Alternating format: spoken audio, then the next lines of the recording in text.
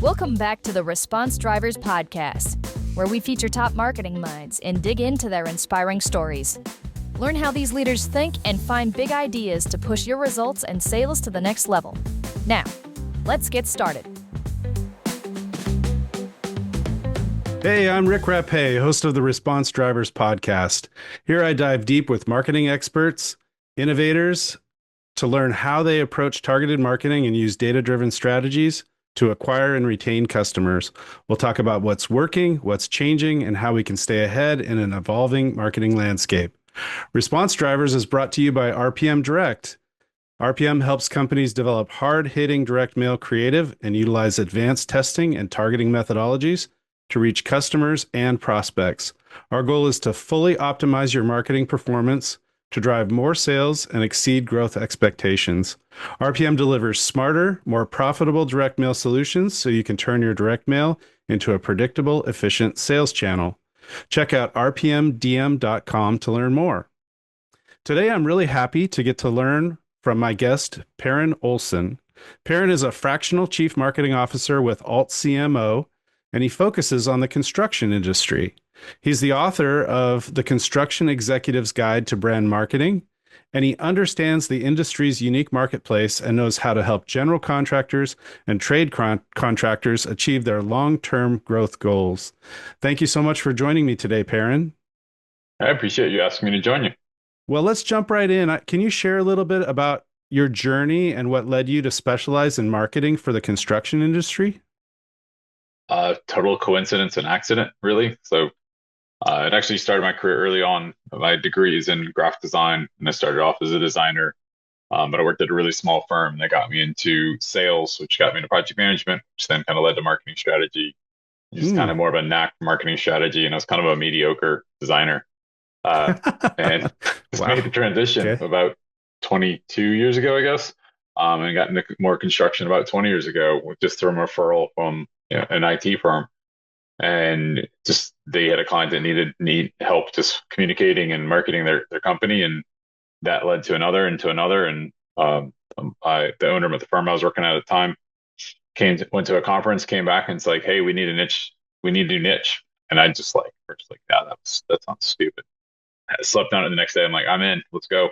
And so we started kind of just refining our own, our markets. We were very much a generalist design marketing firm at that point. Got rid of working with doctors and lawyers. They just weren't a cultural fit. And I started talking to the construction companies that we were working with. About 5 of the 6 were already the clients for sales and account management. So I was talking to them, is there just an opportunity for this? Is there a need? And they're like, yeah, go. And I was in my mid-20s and took it as a career opportunity and just did whatever I could to learn the industry and be a thought leader and just really help. And that's where the book came from. That's where a lot of public speakings come from. And always loved just educating and mentoring. And, now it's kind of that great role of doing both of those as a fractional CMO and doing things like this. It sounds like there's some advantages for you then in focusing exclusively on the construction sector and becoming an expert in that particular area. You've talked about the importance of brand positioning for contractors. Can you elaborate more on how that impacts their ability to secure high value projects? Yeah. So one big thing in construction most people don't realize is it's not just trying to get clients, it's also trying to get employees. There's a huge deficit of potential people in the workforce. So recruiting or retention is a big aspect of marketing construction companies too. So and actually my early clients, the first few were actually only I was focused on retaining and recruiting employees. It wasn't really anything about clients. So most of my clients nowadays do a little both. But the positioning is really key is because you want to showcase that culture and really have a brand that works kind of like a magnet. You want to attract the people that are like-minded, fit that culture, and really repel the ones that don't. And that's a good sign of a good positioning. It's just, it gives people, kind of have a stance on it. It's better to have 100 people love you than have 10,000 people kind of like, don't really care either way.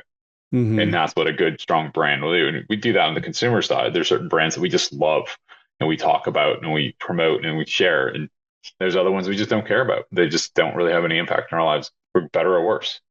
So it's the same way in the business and in construction. It's still a relationship.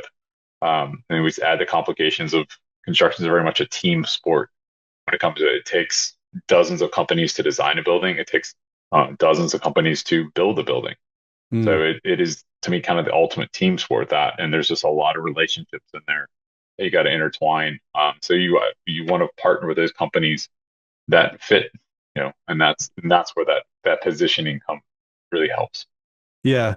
Would you include service companies like plumbing and electric and things like that in the sort of construction industry that you serve? Yeah, those are different trade contractors. I mostly work on the commercial and industrial side of those. There's certainly the Okay. home service ones, and some companies do both. I'm Yeah. currently working with a roofing siding company that is both residential and commercial. But they're definitely in construction. There's just a very different way to market them if you're doing home services versus commercial. Um, Yeah. Obviously, the volume is different on much higher volume for home services, and you're dealing with usually a household, Yeah. maybe an HOA or a co-op, like a building co-op. But on the commercial side, you're dealing through contracts and bid negotiation, things like that. Much bigger projects, but less volume. Yeah. Do you work more on you said you work more on the commercial side than Yeah, on the direct to yeah. So most of consumer my work side? is most of my work is Yeah. business to business. So, Yeah. In the direct mail business, which we are focused yeah. on, there's definitely a lot of good direct mail programs on the direct to consumer side, but I think less so maybe Well, on the I agree with you. commercial side. It's a channel a lot of people sleep on is direct mail, and I'm a big fan of like lumpy mail, like something just Yeah.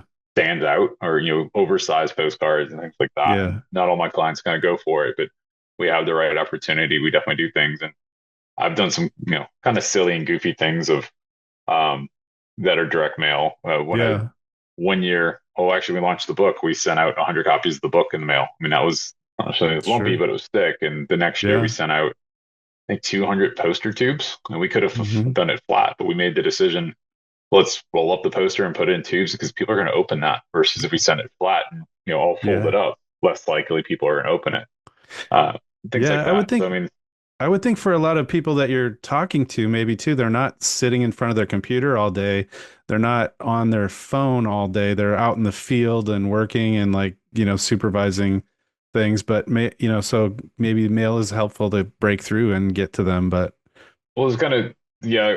With the space I'm working at, generally the owners are in the office more, and they've got a little bit more of okay. an office establishment. Even Yeah. CFOs and even my preferred clients now as a fractional have a small marketing staff, whether it's just a Yeah. single marketing coordinator, proposal Yeah. specialist. So they're generally still office bound, but they're still just you know, if someone don't want to be office bound, especially the owner or some of the operations people that came from the field. Yeah. They sometimes feel like that caged animal in the office, but they're still hard to get to. And Yeah. just sending a postcard or a letter a lot of times doesn't cut it. So you need to do A lot of something times else that is unique. in B2B marketing, those things seem to be kept out by a gatekeeper, right? Like Yeah. someone's checking the emails and filtering out a lot of stuff.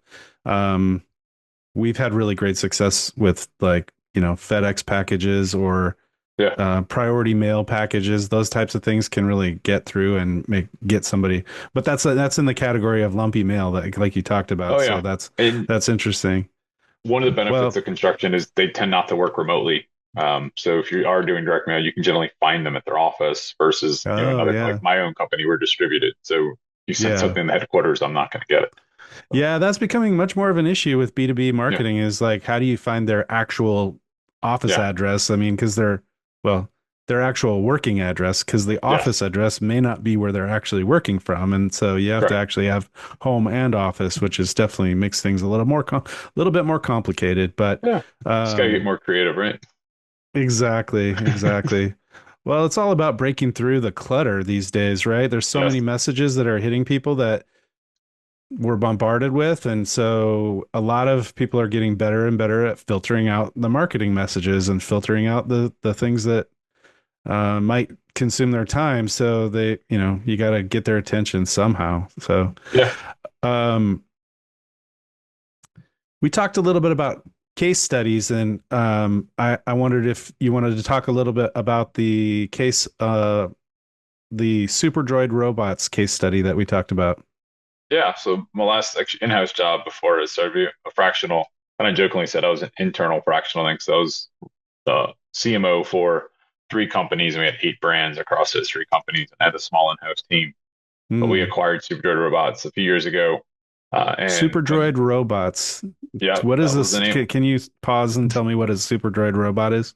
So Superdroid Robots oddly started in 2001. One reason we were able to acquire them was the founder, the husband and wife, were retiring. They've been doing Okay. this for so long, and the name actually dated back to the 70s. Um, Wow. it was his early robots he built in the 70s, pre Star Wars even. And the reason I know Holy that cow. is because we have paperwork when Lucasfilms decides to contact them with cease and assist for using the terms droid or super droid. Um, Wow. that's That's literally a awesome. thing. So Holy cow. that we had it, they had to deal with early in their career, and they're like, no, we predate Star Wars, so leave us alone. Maybe Um, George Lucas stole it from them. Is no, that they no, weren't. not possible? I, Droid was I, already a word. I guess you're Droid right. was a word at that point. And Okay. the Super Droid became a Star Wars lexicon decades later. That's Ah, in the kind of right. the middle, the first episodes 1 through 3, essentially.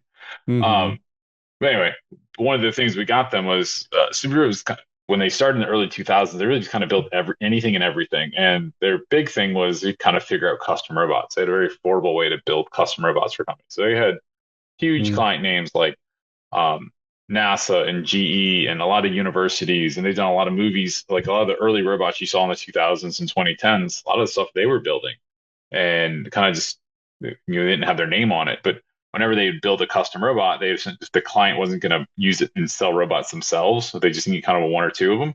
They would then Mm. kind of throw it on the website as custom robot or just a new robot model. So the company Mm. actually had hundreds of robot models, and they also did kits and parts and things like that. But it was very low margin. So one of the things we did as we came in was minimize the amount of models just to make things a little easier and efficient on the operation side, Mm-hmm. and then actually start attacking some vertical markets. So one of those, we'd already sold quite a bit of tactical robots. So like SWAT team robots was a big opportunity for us. High dollar, low kind of um, low competition. There were some good competitors, but not a lot of competitors in that space. But trying Mm. to sell to SWAT team people is very challenging. I'll tell you that. Um, but the other one is just because we are also the other arms of the company. We had construction engineering, and so we were also trying to enter the construction space.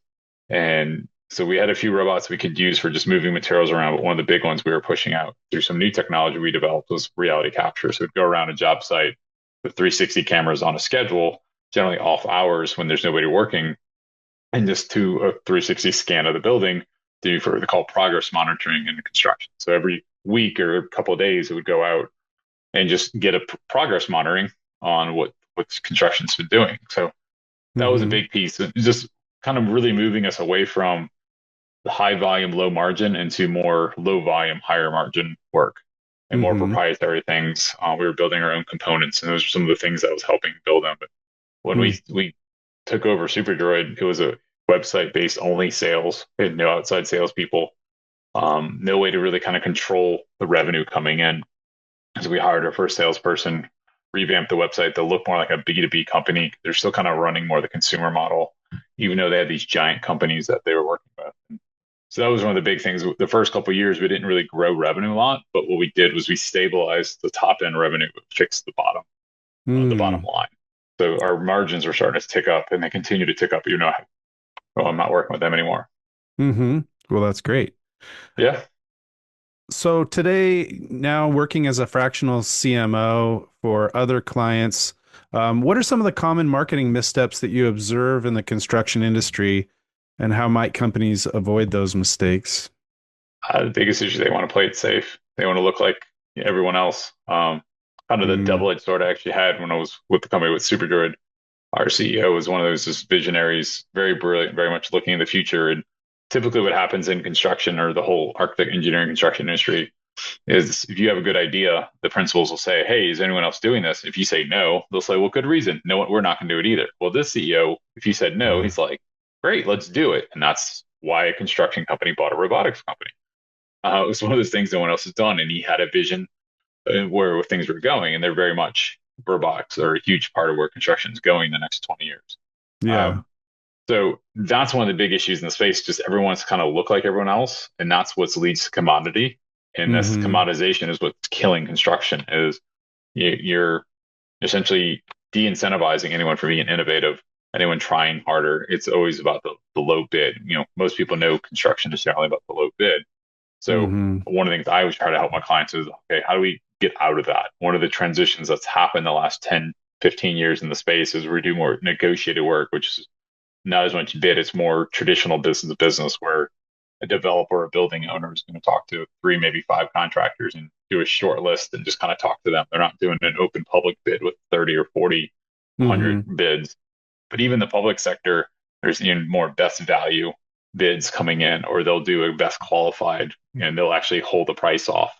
So some of they'll actually submit a packet, a qualification packet they'll get scored on, and then at the last piece they'll take a sealed envelope with the price in it, and they divide the price by the score, and they're getting the best value. So that's a Mm. huge trend that's been going on the last 15 years or so, and it's getting the owners, the public entities or the building owners think that a much better product in the end, much less contentious.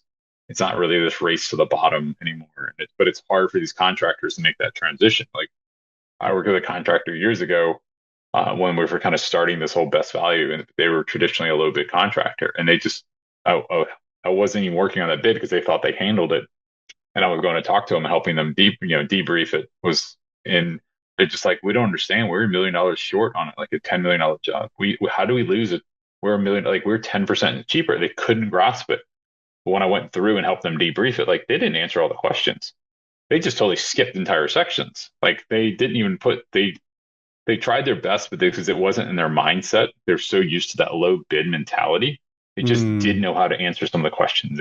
So they skipped it. I'm like, guys, Mm-hmm. if you can't answer the question, you shouldn't have even a bid on it. And a contractor that was actually much smaller than them actually won the job, and they just couldn't fathom, like, how did they win this? I'm like, Yeah. because it was a public bid, you can actually go get their bids. And I'm like, look, they answered the questions. They had relevant work and all It's these things. probably it's Yeah, probably hard in the construction industry to, and it's kind of true in a lot of industries, I would imagine, where they're selling B2B, for the people to really know how to explain their value in a really effective huge. way. And I think you spoke to it earlier about the importance to align the marketing Yeah, strategy with the company's internal culture and values. yeah, And that's how you're able to sort of differentiate the company and make it sound better than the competition yeah. on some other basis other than cost, right? And one of the biggest challenges you see in the consumer side, but it's to me, it's almost a bigger deal in the business. You're telling your buyer is not qualified to buy your products, whether you're a doctor, a lawyer, an accountant, IT, construction. The people generally on the selection committee buying generally don't know anything about what you're doing. That's why they're hiring you. So Right. you have to not dumb it down, but educate them on your value and explain the why. Like one of the terms I keep seeing is called the curse of knowledge, because you're so close to it and you're such an expert, you are very knowledgeable, and you're not trying to knock it down a couple of pegs. Like you're not taking it from a 9 to a 6. You got to bring it down to like a 2 and not make them feel like they're in kindergarten, but just understand they're not a construction company. They're not a marketing company. Yeah. This is, and you generally talk more, where are they at now? What are the current challenges and what are they trying to get? They don't necessarily care how the sausage is made. Yeah. Yeah, that happens in the marketing world too, for Oh, yeah. sure. I mean, I think we as experts in direct marketing, we want to make sure that we sound like experts, and sometimes we overcomplicate things and explain things in a way where probably people are going, "Whoa, I didn't understand that at all." So, Yeah. I And like that educational approach. That makes a lot of sense, really. yeah. And it's one of the things we struggle with as fractional CMOs is a lot of clients come in and are like, okay, what are you going to come do? I'm like, I don't know. I don't know you. Like, I know the space. I know what I've done before. And I can give you examples and case studies and testimonials, but I'll give Yeah. you a framework that we're going to follow. But I can't tell you if you hired me today that within 60 days, I'm going to have this exact Yeah. report. And if I did, Yeah. it wouldn't do you any good because it's too generic. Yeah. So that's one of the challenges a lot of people have in our space. Well, I think explaining to those clients about that you're going to come in and do a very comprehensive audit Yeah, of what they're doing, and that comprehensive audit is going to lead to a series of actions and moves, but you don't know yeah, exactly what those are going to be at this point. That makes a lot of sense, and I yeah. think that's what we do in many cases when we get involved with somebody that has a big direct mail program. We're already, we're coming in and looking at everything that they do, targeting, creative Hmm. offers, and basically looking for opportunities, and then we go out and maximize on those. Um, Yeah.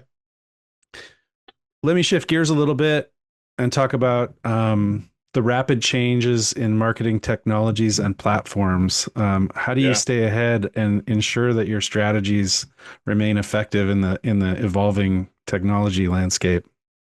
So one thing is always kind of be looking, even if you're not need something. I'm one of these people that like I get an unsolicited email, I still kind of review it. If it's totally unqualified, I will call them out on it. So that's fun Mhm. time.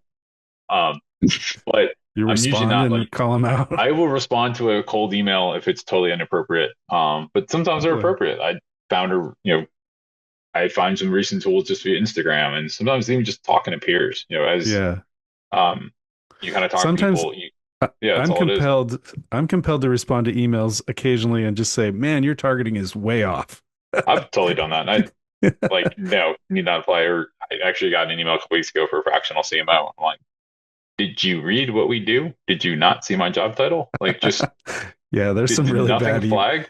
Yeah, email is a very polluted channel in my yeah. opinion. There's a lot of things. Of course, that's why we all have to have multiple filters on our emails so that we don't get bombarded with all the weird Oh, junk, totally. right? I mean, it's the same in direct mail. There's a lot of junk that comes through too. There can The be for challenge sure. the challenge is there's almost no way back. No one's going to write you a letter back. So it's like this was an inappropriate letter versus an Right. email is pretty easy to respond to.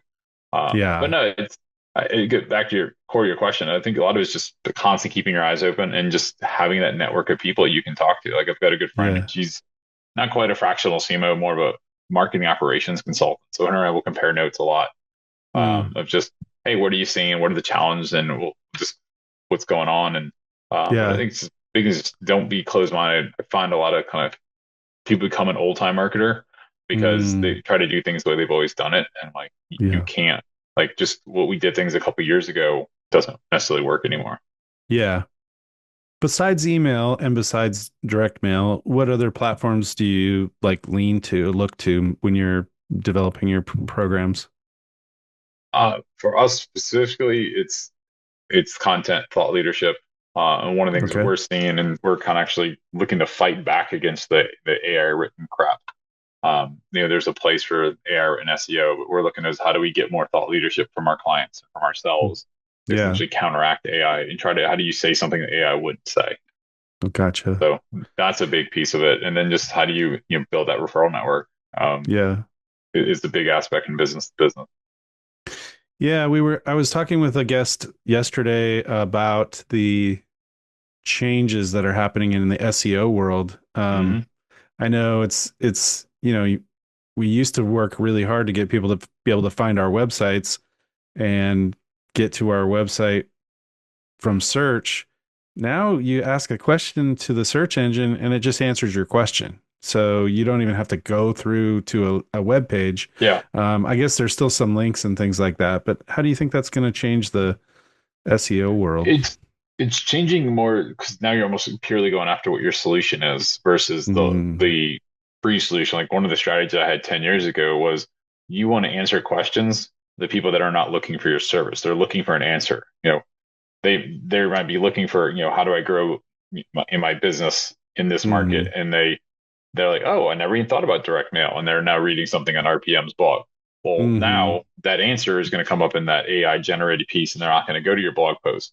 So mm, that's not available. But what's coming more important is like the maps. Like you've got to be able to pop up on those maps if you're such a consumer base, because if mm. you're not, you don't exist. And that's the big thing I Yeah, tell contractors all the time is like, if you're not found online, you don't yeah, exist. Like, especially anyone under 40, you might as yeah. well just not have a sign. So in the area map on Google, like Yeah. you've got to own your local position. Yeah. Which can be harder on the business to business companies because our geography is so much bigger. Like I've got some of Hmm. our, because we do some SEO for our clients as well, because they kind of came to us like, they feel like they're overspending with an SEO firm that doesn't understand their industry, and they're constantly just trying to train them on construction. Or we had Hmm. some that like had in-house people overseas, and there's like, I don't know how to manage them. I don't know how to like, are they doing a good job? So as we Hmm. were kind of just doing some basic audits, I'm like, guys, they're missing like some of the very basics. Like, I'm Hmm. not saying they didn't do any work, but they didn't do some of the basic work. Mm, And so we've taken on some SEO with our fractional clients and now actually building out our own SEO offering specifically for construction. Partly mm, because we know this industry so well, we can really optimize our onboarding and our process and understand things. But also we have new AI tools too, where 3 years ago, not even just that long ago, you would have to like all the SEO tools would just give you this huge list of like 1,000 things to go fix. Well, then you got to go manually fix them. Well, the newer tools, we can just check which ones we want to approve, and we hit go, and it will automatically update them. So that's hmm. taken a lot of just that manual work out of SEO and made things a lot to streamline. But there's some stupid stuff that it comes up with. Like my roofing client, um, one of the things that came up was like a blog post suggestion was like, "Oh, you do residential roofs. You should do doghouse roofs." Like, why would I ever do a doghouse roof? But like, that doesn't make. Oh, it's because you're AI, and you're thinking most homes. They probably ran a stat like 40% of American homes have a dog, and you do homes like you get a doghouse. I'm like, it's the stupidest thing in the world if I ask a human, but to a computer, it's completely logical, Wow. Yeah, right? that's interesting. So AI still needs its checks and balances, and we go through that. And it's Yeah. done some other really weird stuff. Some of the suggestions we had for our own company one day was like, where are you? I couldn't even find the logic on that one. The doghouse roof at least has some logic. So Yeah, really. What other roofs can we do? yeah, I mean, yeah. So Oh, that's funny. What advice would you give to marketers who are looking to specialize in industries like construction? get in and just do it. I mean, I started with a handful of clients and just started learning and found it. Luckily, found an association called SMPS, Society of Marketing and Professional Services, which is specifically for the architect, engineering, construction industry. Hmm. Most people outside of this industry have no idea. But I'm trying to always help people is um, if you're in this industry, the architect, engineering, construction industry, you should be in SMPS. It's a huge amount Hmm. of information. And I learned a ton of both marketing, but also just the industry and the industry's pains and stuff through that. And Yeah. it's constantly just kind of paying attention. And one thing I always try to look at is where does marketing affect the business? Where's the business affect marketing?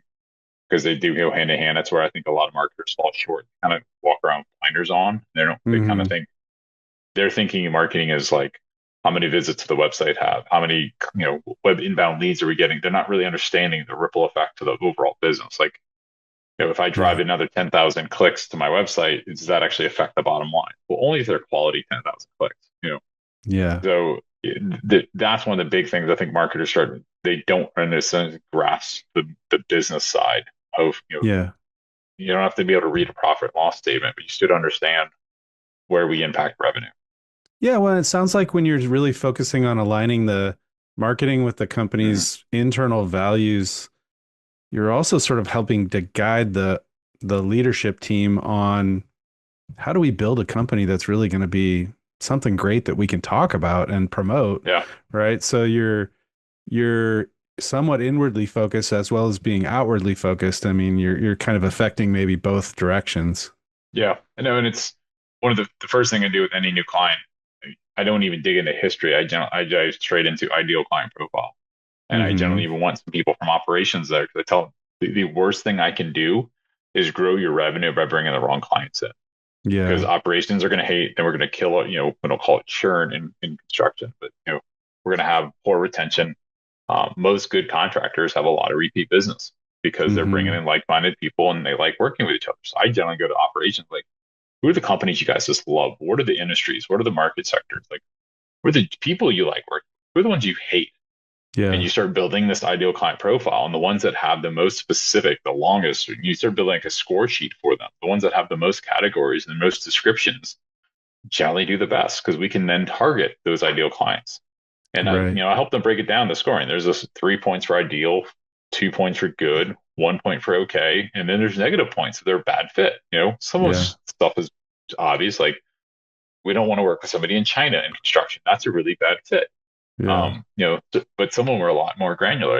Like, I worked with one company. They're like, I don't want to work with decision makers over 60. I'm like, I've never had that in construction before. And they were a younger company. And they're like, look, our executive team's under the age of 40.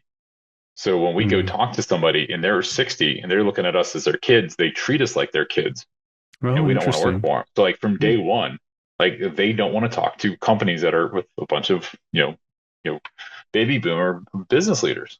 And it's Mm. like, that's very cognizant of what you're doing. That's And interesting. correct. That's interesting. I'm thinking about like startups that I've walked into as a Hmm. marketing expert, and I'm, 55. So I walk in and here is a bunch of like fresh MBAs, and they're all Yeah. like 25.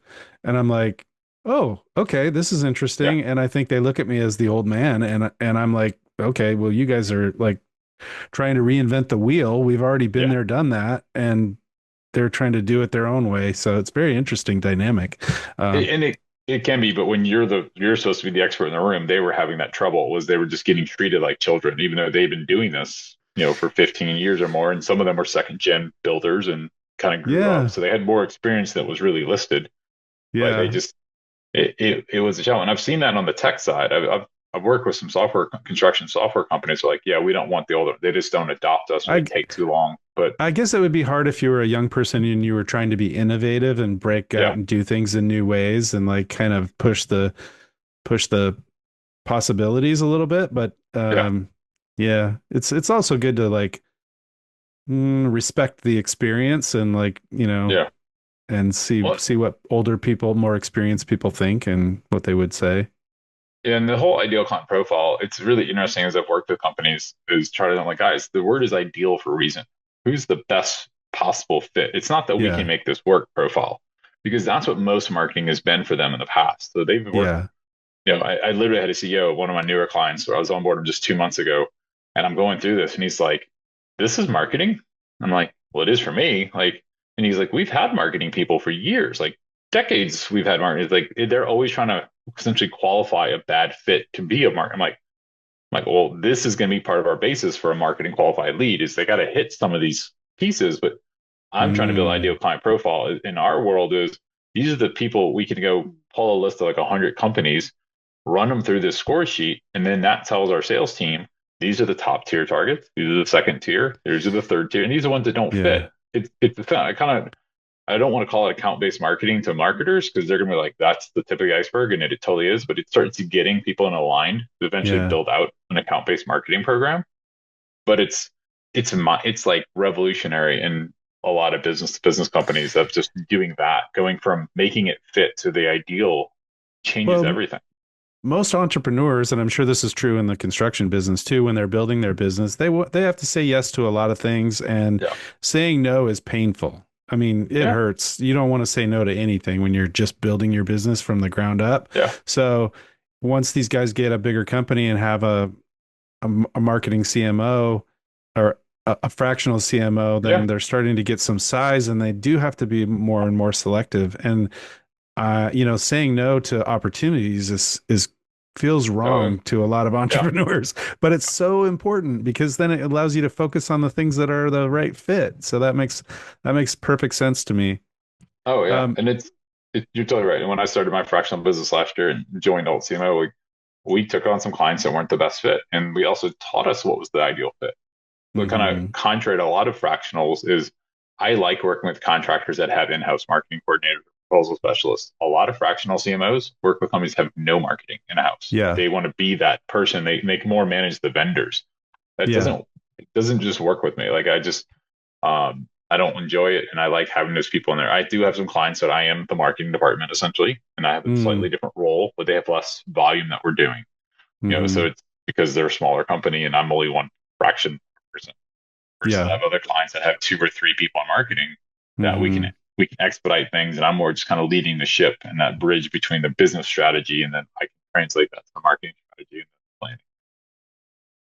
That makes sense.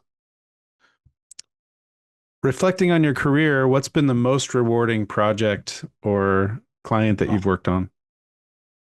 Um, I would say early in my career, I a lot of the work I was doing was rebranding and websites.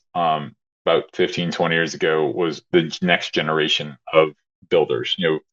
Mm, The dads were the first or second generation, and they were kind of very skeptical of digital marketing 15, 20 years ago. And I've had many conversations from them, the CEO, which is generally the dad, and they would tell me like, son, we don't sell buildings off our website. And my response was very blank, like, but you lose them. They weren't understanding essentially the pre-qualification process that people would do, and they're referred to them. They go to the website and then leave. They're like, these people are crap, and they move on. That's how Mm, people buy, you know.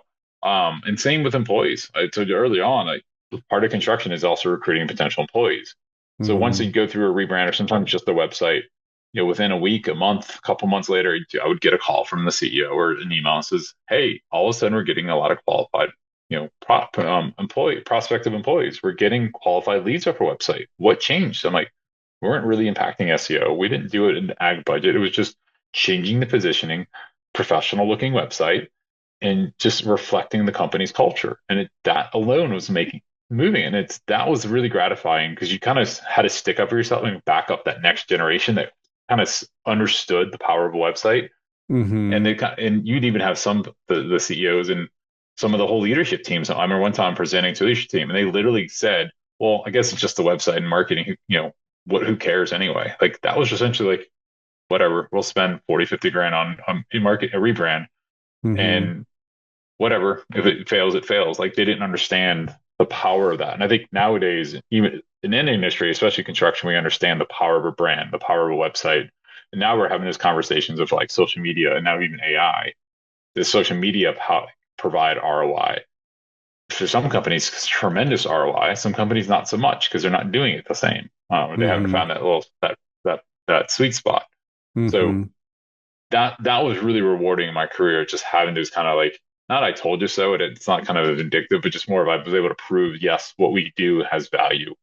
And then it Yeah. was great because those people then would refer us. And I remember one of my kind of very skeptical, CEOs referred me a couple of his buddies, and he's like, just trust him, let Perryn do his thing.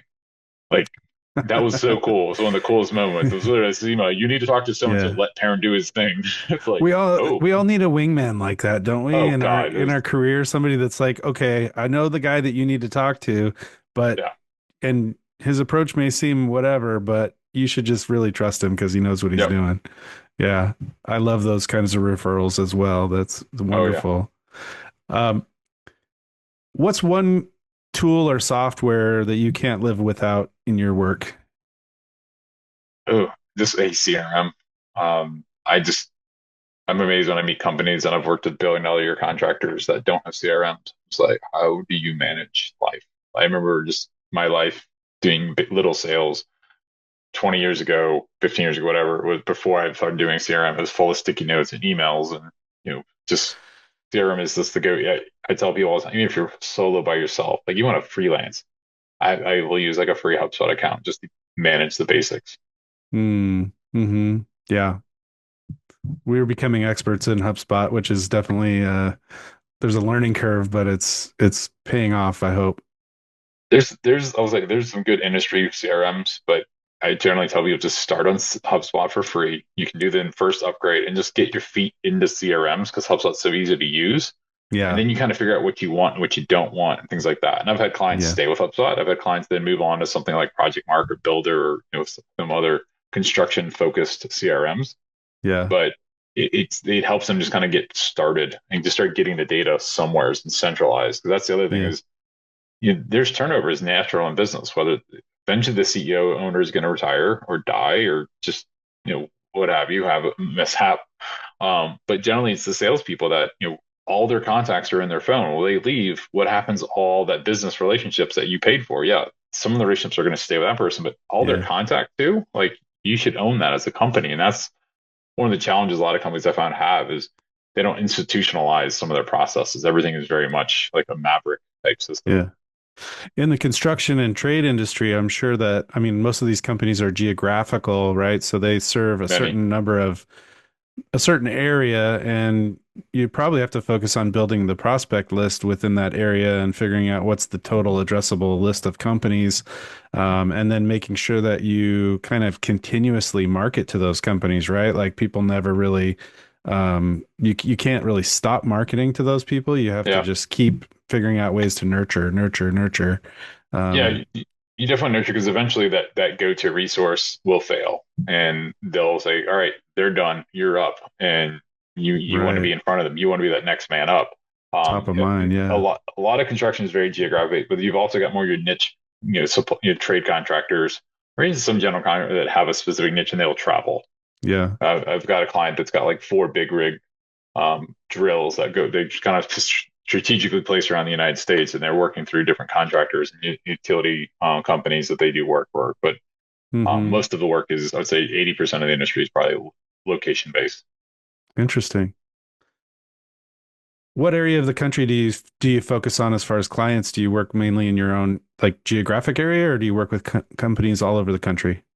I prefer around the country. Okay. So I'm in New Orleans, but I do actually have two clients here in New Orleans now, but that was kind of a happenstance. But two reasons why I like working nationally is one is I can work digitally and I don't have to worry about travel time. That is an impact on my day. But also just there's a kind of more of an inherent level of expertise when you're not local. Yeah. When I started niching in construction, I really struggled to sell construction marketing locally. It was so easy to sell it nationally. Like it's just weird things. Like if I could touch you, you don't know what you're talking about. There's this weird phenomenon. Like, and when I work with companies out of town, I generally ask the marketers, I'm like, what have you been trying to get done and approved for years that you can never get done? And they'll tell me something like, why do you care? It won't get done. I'm like, I can get it done. If it makes sense to the strategy, I can work it in and I'll make them feel like they were the right. I won't say I came up. It's like, oh, Simone had this idea. I think it's a good one. We should do it. And they're like, how did you do that? I'm like, because there's this weird perception of you're an expert. I'm paying you. You're not in-house because I'm paying you separately, but also you're further away. There's this whole like 100-mile thing. I've heard even further. This client I'm thinking of is 1,000 miles away. And they just have this, you have a higher level of expertise the further away you are. I don't know what the human psyche, I've never figured out the psychology of it, but I've seen it happen time and time again. Well, this has been really great. I really appreciate you talking with me today. How can people get in touch with you if they're interested in learning more or working with you on their particular challenge? Yeah, best place to find me is LinkedIn. I'm the only Perryn Olson there. Probably the only Perryn Olson in the world, as far as I know. So that's it. Or if you want to check out the firm, we're AltCMO.net. Awesome. Well, thank you so much for your time today, and I appreciate it, and we'll talk to you again soon. Yeah, enjoyed the conversation, Rick. That's a wrap for this episode of Response Drivers. Thanks for tuning in. If you found today's insights valuable, make sure to subscribe so you never miss an episode. And if you're enjoying the show, we'd love it if you left a review. Got a question or a topic you'd like us to cover? Just drop us a message at responsdrivers@rpmdm.com. Until next time, keep driving response and making your marketing work smarter.